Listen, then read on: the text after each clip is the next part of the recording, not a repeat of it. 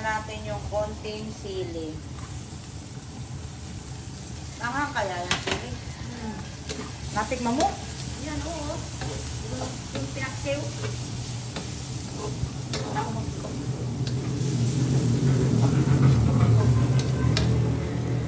Lagyan pa natin ng konting mantika.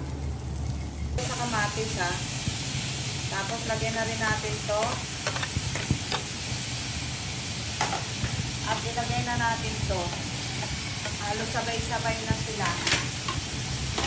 So ito yung toppings ng ating sweet and sour. Diba? Napakabango, diba? Ganyan ang pagluluto natin ng sweet and sour. Yung iba, naalanghap ko, medyo maanghang. So, lalagay na natin itong pinakang sauce natin. Nalilagyan natin ng konting pampalapot, tapos ang ating tomato sauce. Ayan.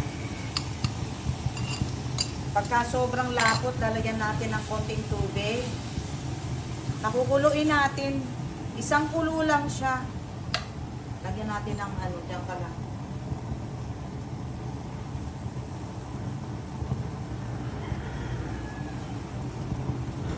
Pag kumulo yan, isang kulo lang. Ayan, malapot siya, kaya nilagyan natin ng tubig. Ayan, diba?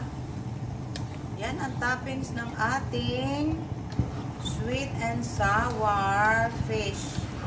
Napakita natin kung paano natin nilagay. Pakuluin natin ng isang kulo lang.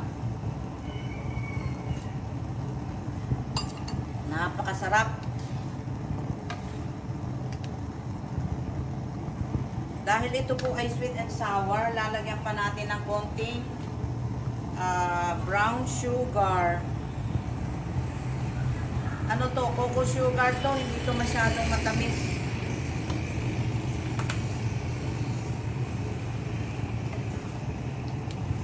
Kung nalalaputan pa rin tayo, kasi sobrang lapot to. Napakasarap niyan sa kanin.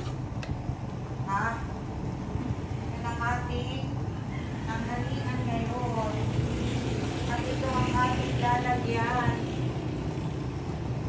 Ito ang lalagyan natin ng toppings.